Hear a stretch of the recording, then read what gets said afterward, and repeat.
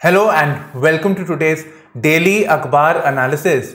आज 4 अक्टूबर है और आज के हिंदू न्यूज़पेपर के दिल्ली एडिशन को हम कवर करेंगे। तो चलिए देखते हैं आज की सबसे इंपॉर्टेंट हेडलाइंस या जो टॉपिक्स हम जिनको कवर करने वाले हैं। तो सबसे पहले हम लोग फ्रंट पेज को देखेंगे। तो एक ब्रीफ ओवरव्यू आई शेयर, क्योंकि कुछ बेसिक इन्फॉर्मेशन है तो उनको हम कवर करेंगे। नेक्स्ट हम लोग डिस्कस करेंगे, फ्रंट पेज पे ही था, about something known as gaming disorder. So gaming disorder increases during pandemic. अब ये न्यूज़ ऐसे प्राइमा फेसी लगता नहीं इंपॉर्टेंट है, पर बहुत इंपॉर्टेंट है, because we are talking about general studies 1, the impact of globalisation on Indian society. Gaming a global phenomena और बच्चे उसको खेल रहे हैं। अब पैंडेमिक हो गया तो इसकी वजह से और बच्चे इसी में लॉकडाउन में इसी में लगे हुए थे। सो इसकी वजह से उनके कुछ कैरेक्टरिस्टिक्स में कुछ नेगेटिव इफेक्ट्स आ रहे हैं। In fact, in the year 2018, the World Health Organization had called the gaming disorder should be classified as a mental disorder. Next is also very important, ये आपका अगेन जनरल स्टडीज 1 के अंदर आ गया। सो अभी कांचीपुरम में एक टेम्पल है। कांचीपुरम आपने सुना होगा, कांचीपुरम साड़ीज, राइट। सो वहाँ पे एक चोला के टेम्पल्स थे और उनकी इंस्क्रिप्शंस, तो उनकी इंस्क्रिप्शंस में जो लोकल विलेजेस होते थे उनकी एडमिनिस्ट्रेशन कैसे होती थी, वो इलेक्ट कैसे होते थे, उनके बारे में बता रखा है। बाय द वे, इंस्क्रिप्शंस को जब हम स्टडी करते हैं उसको बोलते हैं एपिग्राफी। एंड इनका जो रेफरेंस है about the Chola inscriptions and working of the villages, ठीक है, village assemblies, that is also covered in NCERT class 7th our pasts 2, उसमें ये कवर्ड है। Next is Congress bid to woo women voters. अब ये न्यूज़ कर्नाटका के रेफरेंस में है और कर्नाटका में कुछ एक इनिशिएटिव ले रहे हैं so that developing leadership qualities in women candidates जो कांग्रेस के थ्रू लड़ेंगी। अब ये इंपॉर्टेंट क्यों है? ये इंपॉर्टेंट इसलिए है बिकॉज हम लोग देखते हैं there is less participation of women in politics. ठीक है, हमारा जो पार्लियामेंट है, लोकसभा हो गया आपका, तो उसमें अबाउट 14% है वुमेन, बहुत कम है। एज वेल एज अगर हम स्टेट में देखें तो और भी कम हो गया, state assemblies, so it is less than 10%।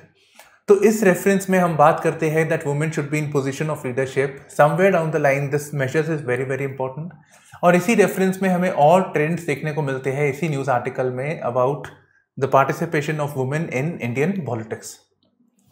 अब ये जो दो आर्टिकल्स है, this one is an article that is Chinese transcriptions are testing India. तो काफ़ी सारी ट्रांसक्रिप्शंस हो रही है on the western sector. Western sector मतलब चाइना के वेस्टर्न सेक्टर में, जो आपका स्काई चीन वाला रीजन हो गया, ठीक है, गालवान लद्दाख रीजन। देन अभी रिसेंटली मिडिल सेक्टर मतलब जो उत्तराखंड वाला एरिया है, वहाँ पे there was a transcription 4 kilometre अंदर आ गए थे। एंड बियॉन्ड दैट बड़े बड़े बैलून लगा रखे हैं जिसमें से वो कैमरा लगा के सर्वेलेंस कर रहे हैं। So these are again creating some sort of tension. ये सडनली क्यों हो रहा है ये सब? तो Chinese transcriptions, they moving into the territory, disputed territory, is creating tensions amongst the Indians. तो इसी रेफरेंस में there was an editorial also locked in a stalemate. ठीक है, दोनों के बीच में बॉर्डर की वजह से आगे कुछ काम नहीं हो पा रहा है।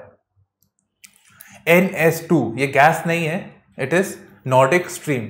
तो इसको पढ़ेंगे ज्योग्राफी के पॉइंट ऑफ व्यू से, और एक नई डेवलपमेंट हो रही है वहाँ पे। तो ज्योग्राफी के लिए मेरे को लगता है कि हमें उस जगह जहाँ पे ये एक पाइपलाइन है moving from Russia to Germany, तो उसको हमें देखना चाहिए। Beyond that it is purely a world affair thing. Next, आपको याद होगा हमारा जो गुजरात है वहाँ पे there is a Kandla port, right. Kandla port है रन बाय अदानी ग्रुप। तो वहाँ पे about 3 tons of heroin was found. ठीक है, हीरोइन एक्ट्रेस नहीं, उसमें ई लगा होता है, इसमें ई नहीं है, तो हीरोइन ड्रग वॉज फाउंड। ठीक है, तो this is being investigated by the directorate of revenue intelligence. अब इसी रेफरेंस में एक चीज सोचो, यहाँ पे ये इंस्टीट्यूशंस आती है न्यूज के अंदर, ठीक है, इंस्टीट्यूशंस, DRI आती है। अभी आपने ये सुशांत सिंह के केस में NCB के बारे में सुना होगा। सो आई फील कि DRI और NCB के बारे में आपको पता होना चाहिए। सो मैंने उसके बारे में थोड़ा सा एडिशनल इन्फॉर्मेशन डाल रखा है। दूसरी चीज़ यहाँ पे देखने को मिल रही है about the issue of drugs in a country. तो ये दोनों न्यूज़ हम कोरिलेट कर सकते हैं। नेक्स्ट है rethink quarantine norms for British visitors. क्यों?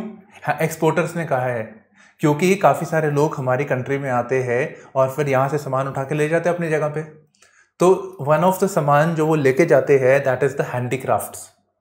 ठीक है, हमारे हैंडीक्राफ्ट की बहुत वैल्यू है बाहर, मतलब हाथ से बनी हुई चीज़ें, तो उसकी बहुत वैल्यू है बाहर, तो उसको वो बाहर लेके जाते हैं और उसको वो बेचते हैं। ऑब्वियसली उसकी डिमांड है वहाँ पे। इस रेफरेंस में व्हाट आई फेल्ट वाज कि ये न्यूज़ तो अपनी जगह पे सही है, ठीक है, ये न्यूज़ अपनी जगह पे सही है। What I really felt was what is the government doing for promoting the handicraft sector. Handicraft sector important क्यों है, इस पे क्वेश्चन आ चुका है मेंस के अंदर। ठीक है, हमें क्यों बचाने की जरूरत है। द अदर थिंग इज कि क्या मेजर्स लिए जा रहे हैं, तो I have shared certain information from the PIB। Next is about the issue of money laundering. तो अभी रिसेंटली पंडोरा पेपर, तो Pandora papers is basically 14 financial consultancy companies है, आपने देखा ना, फाइनेंशियल एडवाइजर और ये सब। तो ये लोग क्या कर रहे हैं कि एक पैसे जगह से दूसरी जगह पैसे लेके जा रहे हैं टू अवॉइड टैक्स। जो tax evasion is taking place, तो उसमें काफ़ी सारे वर्ल्ड लीडर्स के बारे में बात हो रखी है।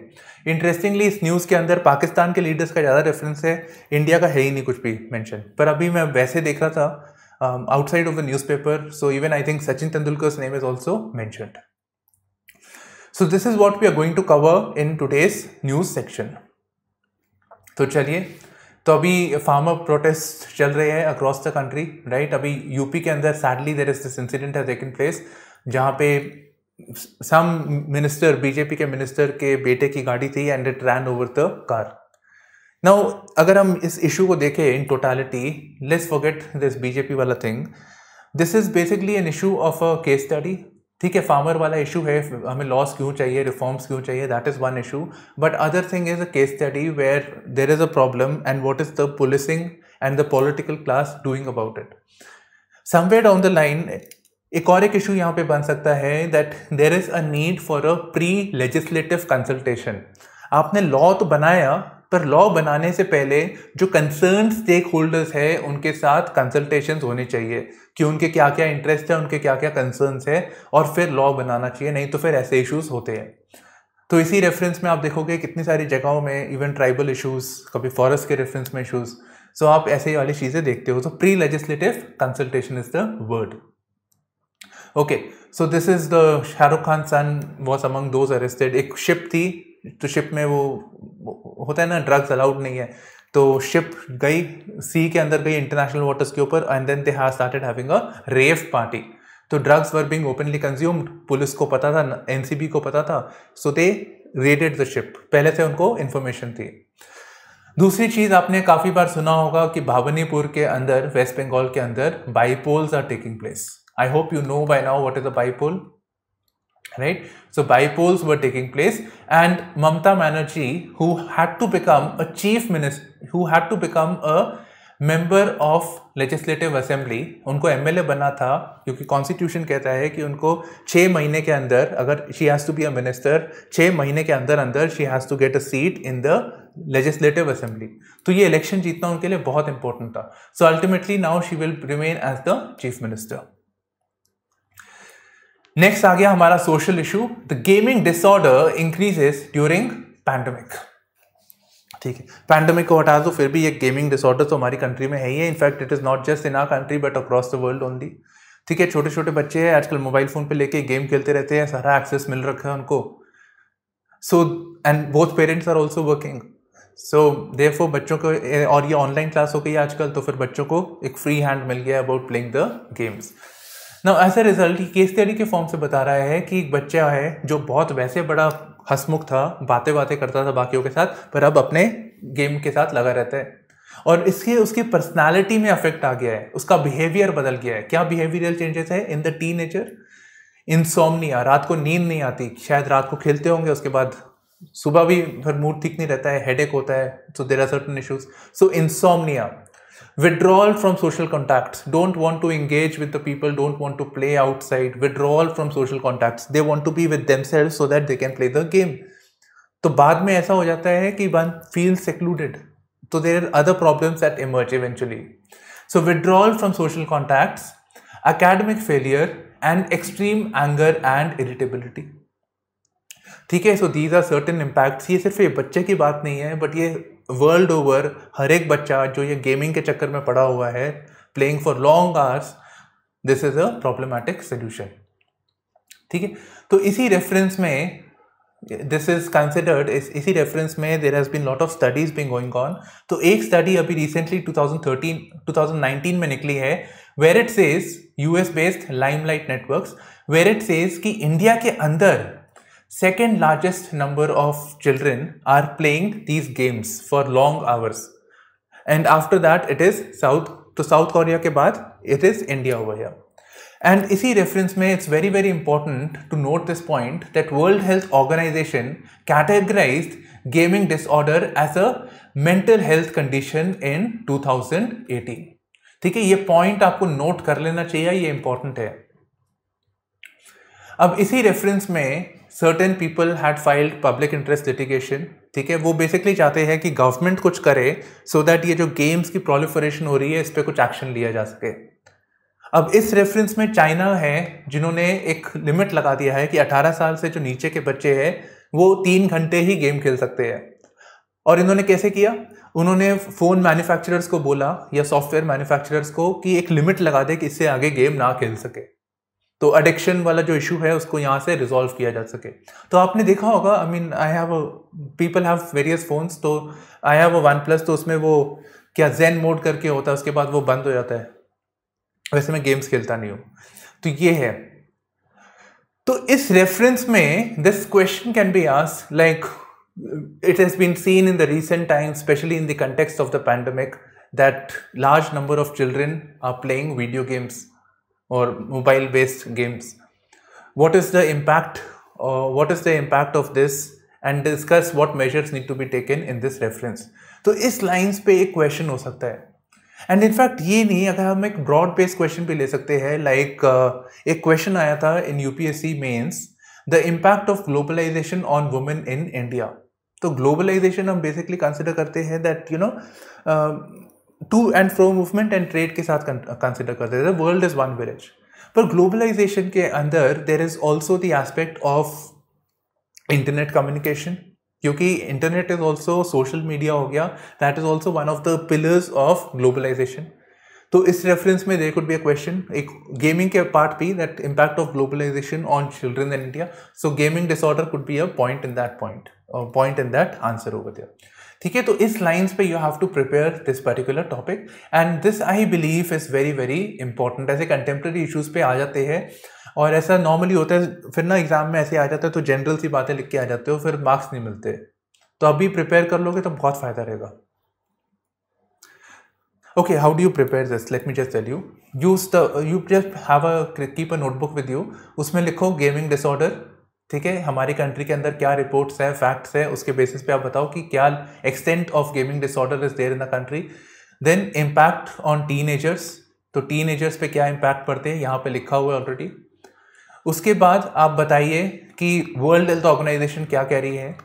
ठीक है, वर्ल्ड हेल्थ ऑर्गेनाइजेशन कह रही है कि gaming should be taken in this regard. इस रेफरेंस में later on you can mention some recent trends, क्या मेजर्स लिए गए हैं अक्रॉस, जैसे चाइना का आपने एग्जांपल देख लिया, एंड यहीं पे आप बता सकते हो कि क्या पॉलिसी मेजर्स लिए जा सकते हैं सब्सिक्वेंटली, बिकॉज आईएएस का अगर आप पेपर देखो ना, एक अंडर करंट है इसके अंदर कि पॉलिसी बेस्ड क्वेश्चंस आते हैं। चलिए, नेक्स्ट आ गया आपका Chola inscriptions on civic officials eligibility. अब Chola is very very famous about with reference to the administration in the local villages, और एक थीम है हिस्ट्री के अंदर वेयर इट सेज कि क्या चोला विलेजेस जो थे, जो काम करते थे, were they democratic in nature. In fact ऐसा एक question can be expected in the mains paper of general studies 1, क्योंकि ये हिस्ट्री की थीम है और हम देख रहे हैं कि there is hardly any distinction between तो ऑप्शनल के जो बेसिक छोटे वाले मार्क्स के होते हैं ना, 10-10 मार्क्स के जो क्वेश्चन आते हैं पार्ट ए, सबसे पहला जो कंपलसरी क्वेश्चन, और जो GS1 के क्वेश्चंस है, बहुत ओवरलैपिंग हो रही है आजकल। And then this is also mentioned in the NCERT, and you as a candidate are expected to have be able to associate history and politics. तो you are able to expect interlink the both concepts. अब यहाँ पे current affairs भी आ गया, so thereby this theme can be important.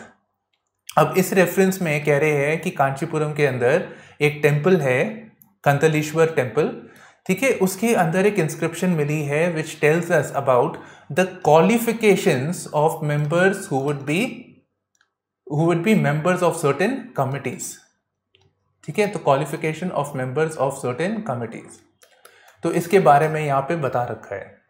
अब इस reference में ये आपको बता रखा है क्वालिफिकेशंस, पर इससे पहले मैं आपको ये बता दूं the working of the committees and the सभा। तो बेसिकली एक उत्तरामेरूर इंस्क्रिप्शन है, बहुत फेमस है, तो ये कांचीपुरम के अंदर ही मिली है, टेम्पल के अंदर देयर वाज दिस इंस्क्रिप्शन। तो मतलब पत्थर के ऊपर कुछ लिखा हुआ है या कॉपर प्लेट की है, तो उसमें लिखा हुआ है अबाउट द वर्किंग ऑफ सभा। सभा was basically the assembly of ब्राह्मण के जो विलेजेस थे, ब्रह्मदेव विलेजेस, उनकी एडमिनिस्ट्रेशन के बारे में था। तो ब्रह्मदेव विलेजेस, जो ब्राह्मण्स को सेटल करने के लिए जो विलेजेस बनाए गए थे, उनकी सभा, सभा मतलब असेंबली, ठीक है, तो ब्रह्मदेव विलेज। और जो नॉर्मल लोकल लोगों के लिए थी, that was the Ur. So Ur was the local villages, non farmers, general farmers, and then the other was for the Brahmins के लिए जो थी सभा। तो sabha was the assembly, and assembly होती है, असेंबली तो जैसे आजकल आप पंचायती राज इंस्टीट्यूशन देख लेते हैं, मतलब आपके जो आजकल का जो सिस्टम है, so there is a sabha, gram sabha, and then there is a panchayat, the executive. तो लाइकवाइज सभा के through there were certain committees, ठीक है, कुछ कमिटी बनती थी जिनका काम होता था to deal with certain issues. तो मान लीजिए एक हो गया जो पानी के इश्यूज को देखती है, तो द टैंक कमिटी। एक हो गया जो looks into the issue of education. एक होती है maybe looks into the issue of roads. तो दे वर सेवरल कमिटीज जिसके मेंबर्स सभा से अपॉइंट होते थे। तो इन कमिटीज को बोलते थे वरियम, ठीक है, ये इंपॉर्टेंट है, प्लीज प्लीज प्लीज प्रीलिम्स के लिए इंपॉर्टेंट है। तो इन कमिटीज को बोलते थे वरियम। और ये जो टैंक कमिटी है, ये प्रीलिम में आ चुका है ऑलरेडी। तो tank committee was known as eri. Eri का मतलब होता है तमिल में टैंक। तो यहाँ पे देखिए ध्यान से, एक इंस्क्रिप्शन है, एक राइटिंग है of the Sangam literary era, ठीक है, पेरुम पाना तुरु पदाई, ठीक है। तो I am not repeating this, is very hard.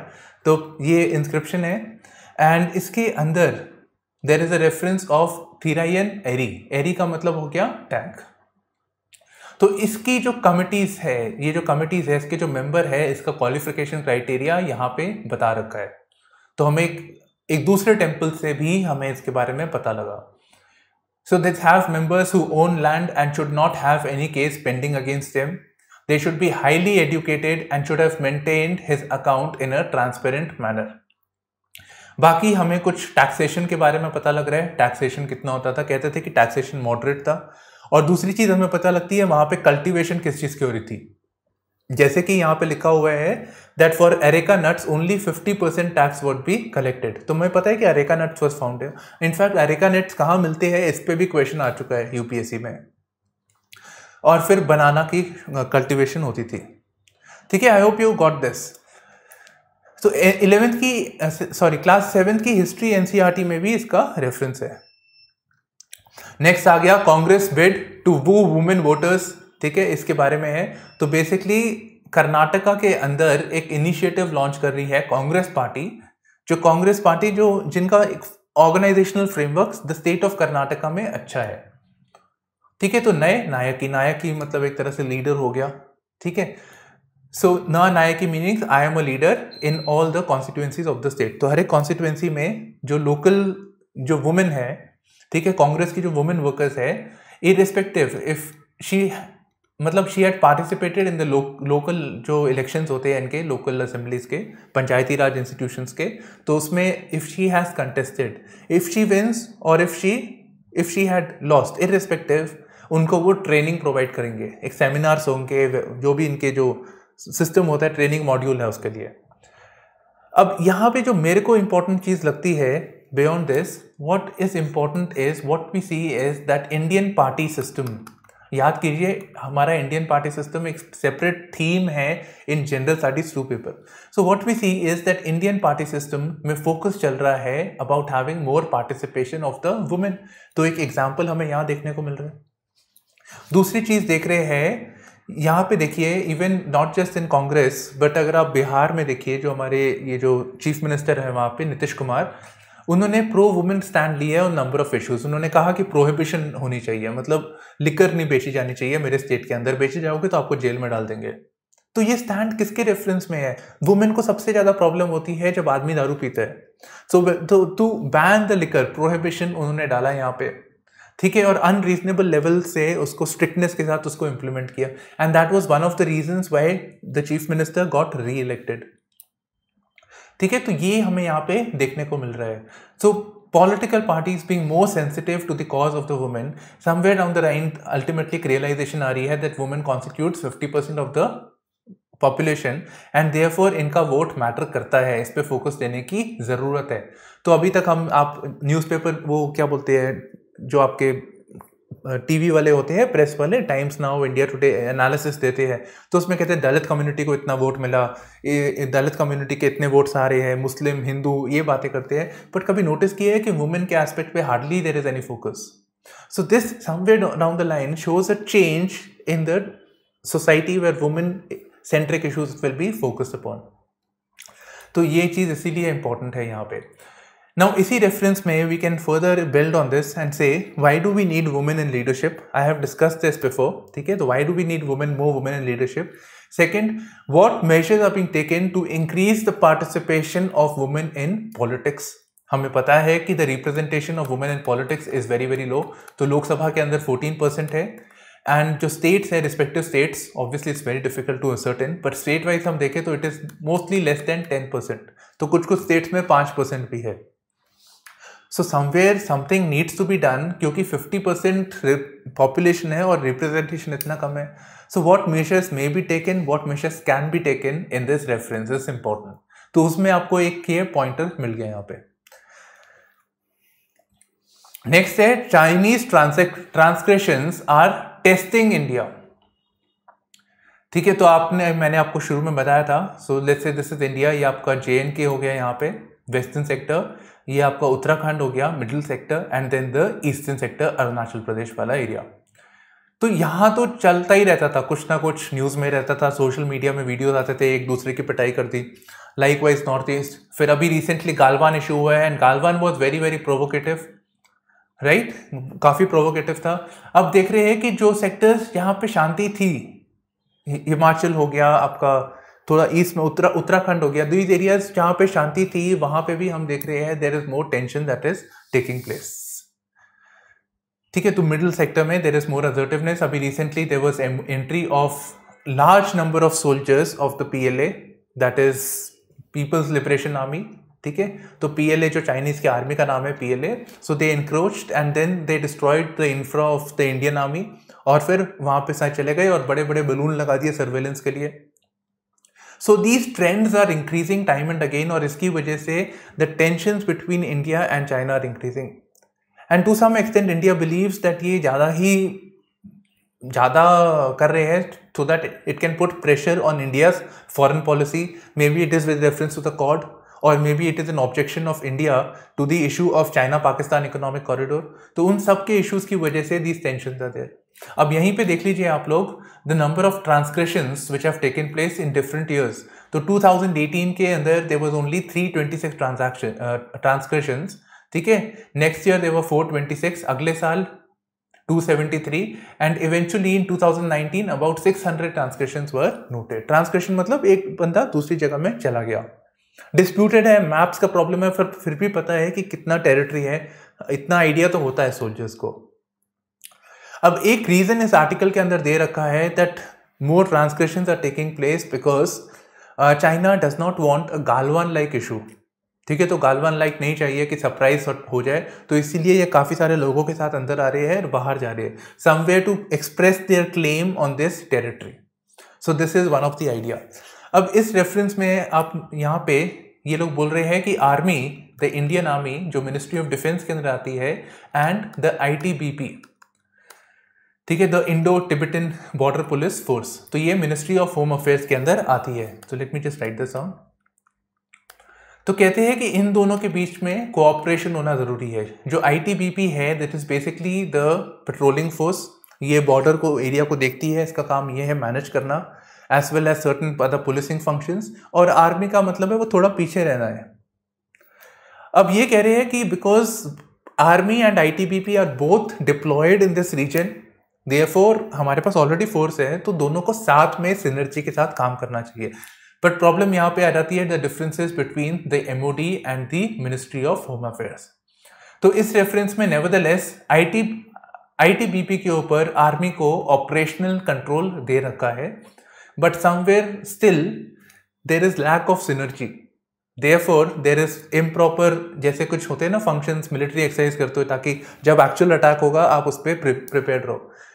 सो पहले के जो फंक्शंस जो उनको करने चाहिए थे such as rehearsing, area domination exercise, वो नहीं कर रहे हैं, and therefore the time to react to the transgressions is very very slow.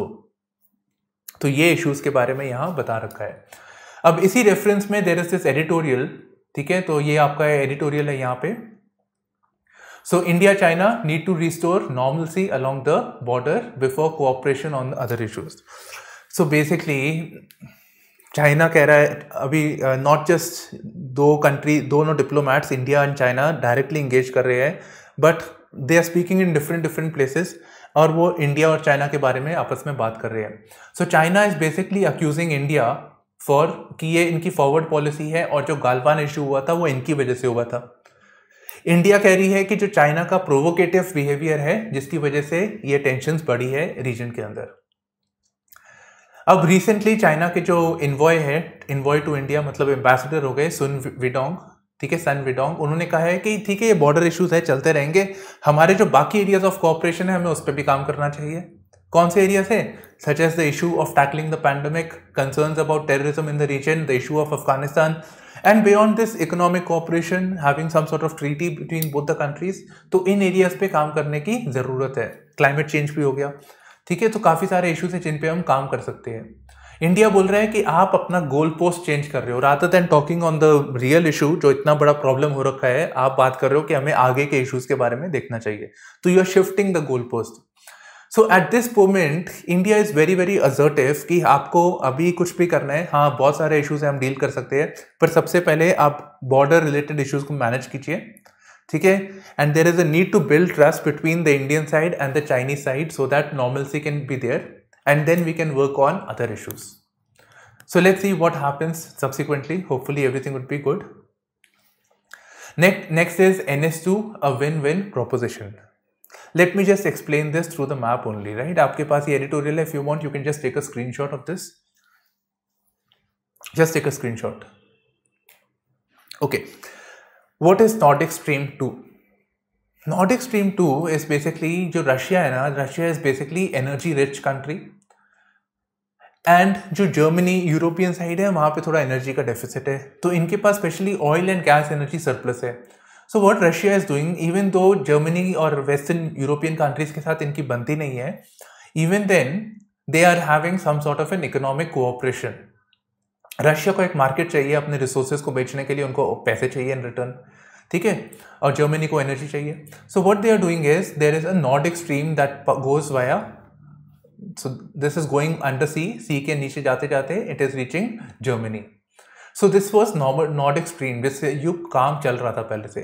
Now एक एग्जिस्टिंग पाइपलाइन बन रही है in parallel to this between Germany and Russia, ठीक है, ये बात है। So this is known as Nordic stream. Now how is this important for prelims? पहली बात आपको पता होना चाहिए कि नॉर्ड कहाँ है, नॉर्डिक कंट्रीज कौन सी है, आपको पता होना चाहिए सी कौन सा है, the sea is the Baltic sea, ठीक है, आपको पता होना चाहिए क्योंकि you are expected to see the atlas, तो आपको पता होना चाहिए ये कंट्रीज का क्लॉकवाइज अरेंजमेंट कैसे है, बिकॉज यू नो अगर किसी को पूछना है आपसे क्वेश्चन और उसके पास मैप नहीं दिखाना आपको, तो वो ऐसे ही पूछेगा ना किस सीक्वेंस में लगे, या क्लॉकवाइज या एंटी क्लॉकवाइज, आप बताइए मैच, तो या आप सीक्वेंस में कंट्रीज को प्लॉट कीजिए। तो this is how the question can be asked, ठीक है, तो ये आपको एक चीज पता होनी चाहिए, geographical features around this region. तो कह रहे हैं कि चाहे इंडिया जहां पे कुछ नहीं कर पा रहा, ईरान पाकिस्तान इंडिया पाइपलाइन या फिर Turkmenistan Afghanistan Pakistan India pipeline, they despite being rivals they are able to have a cooperation on this front, and दोनों को इसमें फायदा होगा। अब इस रेफरेंस में थोड़ा सा एडिशनल बता रहा है यहाँ पे that there is a country known as Ukraine, ठीक है, यहाँ पे इन्वेजन किया था रशिया ने, एंड उसका एक आइलैंड ले लिया था, Crimea, the island of Crimea, तो वो ले लिया था उन्होंने to have control over the Black Sea region. थोड़ा मेडिटेरियन में आप देख लीजिए एटलस खोल के। तो यूक्रेन को फायदा होता था because trade was taking place via Ukraine, and Ukraine फिर आगे इसको भेजता था। सो Ukraine because it is permitting transit, उसको पैसे मिलते थे। अब कह रहे हैं कि पैसे नहीं मिलेंगे तो हमारी इकॉनमी दब जाएगी। एंड इस रेफरेंस ने यूएसए ने अश्योरेंस दिया है कि हम, अगर ऐसा हुआ, अगर यूक्रेन को फायदा नहीं हुआ, then we will take action, we will put sanctions on Russia. तो उन्होंने, यूएस ने एक तरह का अश्योरेंस दिया है। And beyond this, to have this deal, और इसको कंक्लूड करने के लिए इनको अप्रूवल लेना होगा ऑफ द यूरोपियन यूनियन। ठीक है, ये कुछ इश्यूज है। तो मतलब एक चीज हमें दिखती है कि अगर कुछ काम होना है, and if you are a EU member, you are transacting with another country, you need an approval. Next है about the heroin issue, drugs वाला इशू। ठीक है, स्पेलिंग देख लेना प्लीज। अच्छा, तो ये बेसिकली कांडला रिपोर्ट वाला जो मैंने आपको बताया था, तो it is coming from, basically it is coming from Afghanistan. The drug originated from Afghanistan. इस एरिया को जो है अफगानिस्तान, ईरान एंड पाकिस्तान को गोल्डन क्रिसेंट भी कहते हैं। तो यहाँ पे ड्रग्स बहुत आराम से उगते हैं, प्लस देयर आर मिलिटेंट्स। तो ये drugs somehow it goes from Afghanistan, Bandar Abbas port है ईरान के अंदर, एंड वहाँ से it is reaching into India. And इस रेफरेंस में certain Uzbeks and Afghans have been arrested. ठीक है, 3 ton of this drugs were found. अब ये इन्वेस्टिगेट कर रहे हैं कि ये कैसे, it was shown as a talcum powder, but ये कैसा, हमारे कहाँ पे जाना था, कौन खरीद रहा था, ये नेक्सस क्या है, इसको पता लगाना बहुत ज़रूरी है because it's a national security concern. तो this is being investigated by department, directorate of revenue intelligence. Okay, so think about it, directorate of revenue intelligence drugs का डील कर रहा है यहाँ पे इशू। एंड दूसरी चीज़ है नारकोटिक्स कंट्रोल ब्यूरो, जो शाहरुख खान वाला जो केस है, his son is being investigated, तो उस केस में पार्टी वाला, and Sushant Singh Rajput. So why is this case gone to DRI, and ये वाला केस इनको किया है, शाहरुख वाला, नॉट, आई मीन जो भी है। ठीक है, तो directorate revenue of intelligence is basically dealing with anti smuggling intelligence. तो ये स्मगलिंग हो रही है, तो बाहर से आ रही है वो चीज़, इसीलिए DRI के पास गया है। नारकोटिक्स कंट्रोल ब्यूरो की इंडिया के अंदर ही है, it is to deal with the issue of drug trafficking and the use of illegal substances under the provisions of this law, narcotic drugs and psychotropic substances act. तो इस reference में है, इसीलिए ये वाली बॉडी यहाँ पे एंगेज्ड है। I hope you get the point. Directorate of revenue intelligence is basically engaging with the issue of smuggling, मतलब कस्टम्स। अब हमें इन दोनों इंस्टीट्यूशंस के बारे में बेसिक इन्फॉर्मेशन पता होनी चाहिए। अब क्योंकि ये कस्टम्स के साथ एसोसिएटेड है, it is part of the central board of indirect taxes. Indirect taxes कौन सा हो गया, वही कस्टम्स वाला। IRS, जो आप सर्विस में अगर मार्क्स अच्छे नहीं आते थोड़े से, तो IRS मिल जाएगा आपको, कस्टम्स वाला। ठीक है, तो उसमें this department is there. And जो नारकोटिक्स कंट्रोल ब्यूरो है, that is under the ministry of home affairs. This is under ministry of finance, ये आपका मिनिस्ट्री ऑफ होम अफेयर्स के अंदर आता है। तो पुलिस वाले ज़्यादा मिलेंगे यहाँ पे। Next is rethink quarantine norms for British visitors, says exporters. ठीक है, तो बेसिकली जो आपने पढ़ा होगा इसके बारे में कि यूनाइटेड किंगडम्स ने, अगर कोई इंडिया से यूनाइटेड किंगडम्स जाता है तो उसको मैंडेटरी 10 डेज क्वारंटाइन किया जाएगा। इवन अगर उसको कोविशील्ड की वैक्सीन लगी है तब भी। थोड़ा अनरीजनेबल है बिकॉज कोविशील्ड का जो अल्टीमेटली तो ऑक्सफोर्ड से आई है, UK से। सो दिस वॉज अनरीजनेबल। तो दोनों के बीच में टेंशन हो गई यहाँ पे। तो उन्होंने कहा ठीक है, अगर आप 10 डेज का लगाते हो तो हम भी 10 डेज का, अगर UK से कोई इंडिया आएगा 10 डेज का, उसको भी क्वारंटाइन कंपलसरी है। अब इस रेफरेंस में दोनों की तू में फंसा हैंडीक्राफ्ट एक्सपोर्टर। ठीक है, तो हैंडीक्राफ्ट इंडस्ट्री कह रही है कि भाई क्या कर रहे हो आप लोग, ये लोग हमारी कंट्री में आ रहे हैं तो हमारा ट्रेड बढ़ रहा है। ठीक है, तो उन्होंने बोला है यहाँ पे that this could hurt efforts to attain the government's record of $400 billion of for exports this year। तो गवर्नमेंट ने एक हमें इंफॉर्मेशन मिल गई, $400 billion ऑफ एक्सपोर्ट्स का टारगेट है। अब उसमें से handicrafts is a very very important source, और एक यूनिक चीज़ है क्योंकि हाथ से बने हैं, हमारे आर्टिसंस फेमस है वर्ल्ड ओवर, तो हाथ से बनी है तो उसकी वैल्यू ऑब्वियसली बढ़ जाती है, मार्केट रीच भी बढ़ जाती है। तो कह रहे हैं कि US is the largest export market for India's handicraft exports, तभी हैंडीक्राफ्ट के एक्सपोर्ट ही यहाँ पे बोल रहे हैं। ठीक है, so the export stood at around 25,680 crore. अब हैंडीक्राफ्ट है, हाथ से है, मतलब मशीन मेड नहीं है, तो ज़्यादा लोगों को एम्प्लॉयमेंट भी मिलती है, therefore this sector is very very important, ठीक है, इंक्लूसिव ग्रोथ के लिए। तो यहाँ पे ये बात यहाँ पे कर रखी है। नाउ व्हाट आई सजेस्ट इस क्वेश्चन के अंदर, ये तो पॉलिसी तो पूछेगा नहीं ये वाली, but what I suggest is why is the handicraft sector important, हमें अपना हैंडीक्राफ्ट सेक्टर बचाने की ज़रूरत क्या है। पहली बात एक तो है कि हमारा जो हेरिटेज है वो हमारे हैंडीक्राफ्ट के थ्रू जाता है, there are different different art forms वो उसमें है, प्लस इसकी एक इकोनॉमिक सिग्निफिकेंस है, ठीक है, इसका एक इकोनॉमिक इम्पैक्ट है, जैसे आप देख सकते हैं यहाँ पे। तो this could be in terms of export earnings, it could be in terms of inclusive development, क्योंकि कारीगरों को पैसे मिलते हैं इसमें अलग से, बिकॉज ये मशीन वाला मशीन बेस्ड नहीं है, तो ज़्यादा एम्प्लॉयमेंट पोटेंशियल है यहाँ पे, right, and as well as the tax benefits. So these are the primary focus. अब यहाँ पे आपको अगर आंसर एक्चुअली लिखना पड़ा, you will have to really elaborate things कि हेरिटेज कैसे है, अलग अलग आर्ट फॉर्म्स, हैंडीक्राफ्ट के फॉर्म्स के बारे में बताइए, तो उस तरीके से आपको यहाँ पे लेना पड़ेगा। चलिए, अब यहाँ पे प्रीलिम्स के पॉइंट ऑफ व्यू से, in fact mains also, I have taken up the schemes, this is by referring to the PIB. So basically the government of India implements various schemes. So one of the scheme is National Handicraft Development Program and other is Comprehensive Handicrafts Cluster Development Scheme. ठीक है, तो उसके ये features यहाँ बता रखे हैं। So first thing is to take a survey and mobilisation of the artisans, next is design and technology upgradation, human resource development, direct benefit transfers, तो ये सब यहाँ पे बेनिफिट्स है। Next is comprehensive handicraft cluster development scheme, तो clusters बना देंगे basically जहाँ पे सारी रिसोर्सेज अवेलेबल है, आर्टिसंस के लिए भी रिसोर्सेज अवेलेबल है, and then it can be marketed आराम से, तो ये है। एक और एक स्कीम है that is the marketing support and services scheme. So again I check this, मेरे को लगा कि यार ये कहीं और किसी सेक्टर के लिए तो नहीं है, नहीं, this is under the ministry of textiles. In fact ये सारी स्कीम्स मिनिस्ट्री ऑफ टेक्सटाइल्स के अंदर है, ठीक है। तो यहाँ पे मार्केटिंग के रिलेटेड में कुछ सपोर्ट प्रोवाइड कर रही है गवर्नमेंट, ठीक है। So this basically is why I am sharing this कि हैंडीक्राफ्ट इंपॉर्टेंट क्यों है, अगर आप बताते हो हेरिटेज, इकोनॉमिक वैल्यू, फिर आप बताएंगे क्या क्या मेजर्स लिए गए हैं, क्या क्या चैलेंजेस आते हैं, तो उस रेफरेंस में ही आपको हेल्प करेगा, प्रीलिम्स में तो करेगा ही करेगा। चलिए नेक्स्ट आता है पंडोरा पेपर्स, लास्ट हमारा आज का, Pandora papers expose top world leaders. तो बेसिकली क्या होता है कि इंडिया के अंदर टैक्सेशन हाई है, ठीक है, पैसे बचाने के लिए कुछ लोग एडवाइस करते हैं भाई आप अपना पैसा कहीं और कंट्री में रखा लो जहाँ टैक्स हेवन है, जहाँ पूछा नहीं जा रहा आपका पैसा कहाँ से आ रहा है, कैसे आ रहा है, और टैक्स रेट्स भी बहुत कम है। इन कंट्रीज़ को फ़ायदा होता है कि इनकी इकॉनमी वैसे ही बहुत वीक होती है, तो इनको ज़्यादा पैसा आ रहा है तो ऑब्वियसली थोड़े प्रॉफिटेबिलिटी बढ़ जाती है। So certain countries such as these are Panamas, ठीक है, पनामा हो गया आपका सेंट्रल अमेरिका के अंदर, then we have the Mauritius, Cayman islands, तो ये सब जगह है टैक्स हेवन्स।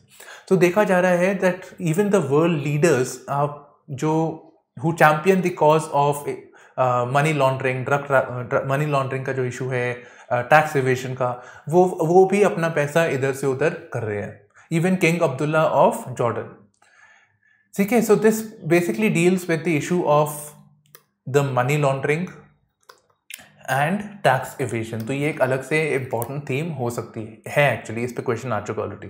सो मनी लॉन्ड्रिंग, अब यहाँ पे ये हमें पता कैसे चला कि ये यहाँ पे पैसे डाल रहे हैं, ये वहाँ रख रहे थे। Basically a leak has taken place, information reveal कर रही है by an activist group known as ICIJ।